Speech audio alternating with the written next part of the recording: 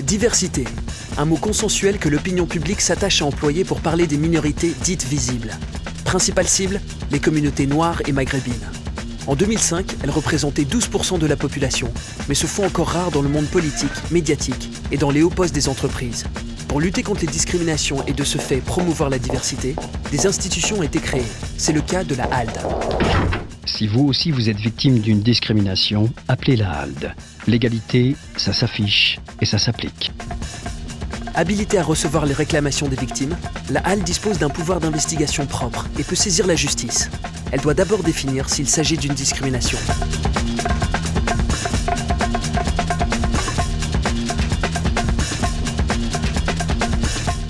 Intervient une discrimination quand une personne ne peut accéder par exemple à un emploi ou à un logement parce qu'elle est handicapée ou parce qu'elle a un certain âge ou parce qu'elle est d'une certaine origine. D'une certaine origine, premier critère de discrimination. Cela représente un tiers des réclamations adressées à la HALD. Mais ces requêtes soulèvent un autre problème, celui de l'intégration des immigrés. 26 ans auparavant était organisée la Marche des Beurs, une irruption sur la scène publique d'une partie de la jeunesse qui clamait son appartenance à la société française. Depuis, la situation a peu évolué pour ceux encore dénommés les Français issus de l'immigration. Pour preuve, entre le 27 octobre et le 17 novembre 2005, le pays a été secoué par les plus importantes agitations spontanées depuis mai 68, les émeutes de banlieue. Les raisons ? Une absence criante de relais politiques, sociaux et un chômage endémique. L'état d'urgence a été déclaré le 8 novembre. Jacques Chirac s'était alors adressé à la France.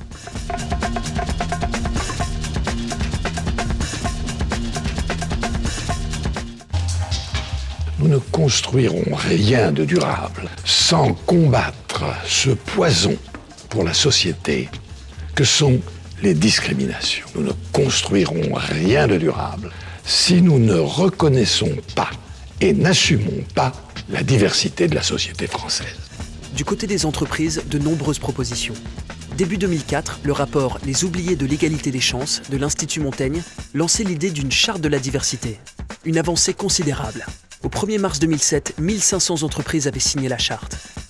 Un moyen de lutter contre le taux de chômage élevé dans les quartiers sensibles.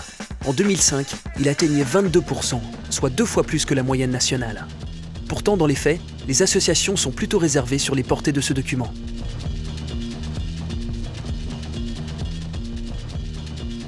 Je dirais que cette charte a contribué à ce qu'on parle un peu plus de cette question-là.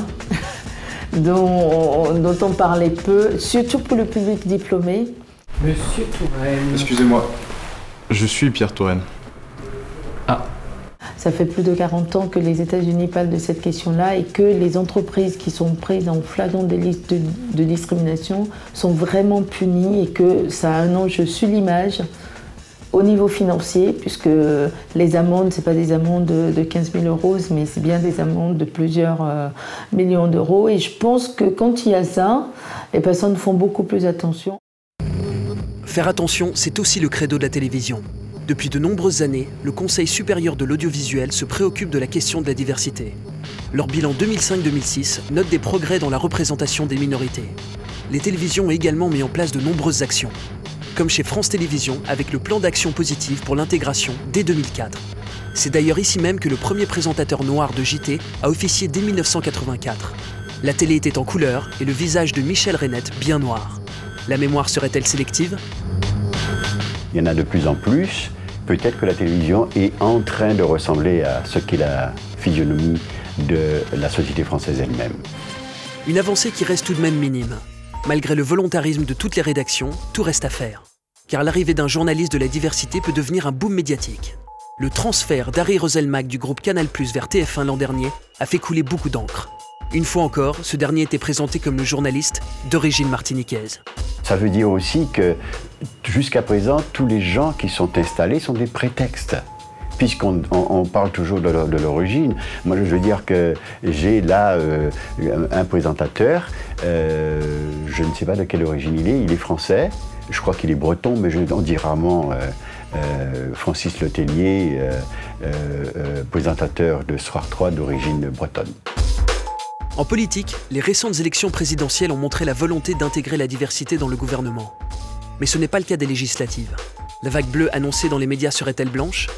Sur les 577 députés, une seule candidate de la diversité est élue en France métropolitaine. Georges Paul Langevin dans le 20e arrondissement de Paris.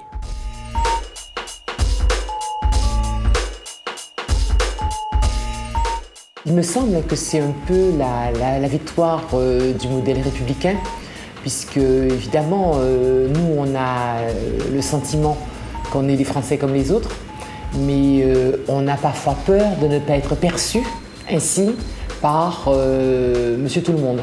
L'élection de Georges Paul Langevin est une première. Les assemblées précédentes ne comptaient aucun député de la diversité. Jusqu'à présent, c'était la règle et ça ne choquait personne. L'année dernière, quand j'ai fait le malheur de prononcer cette phrase, je crois que c'était au JDD, en disant mais au fond, pourquoi il n'y aurait pas des Noirs élevés en métropole, ça a semblé quelque chose de tout à fait choquant.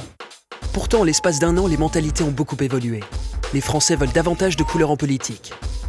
D'après un sondage TNS-Sofres publié en mars 2007, il serait 69 à estimer que les partis et responsables politiques représentent mal les Français d'origine étrangère et de couleur. Alors peut-être qu'un jour, la France serait présidée par un Noir, comme dans la chanson de Victor O.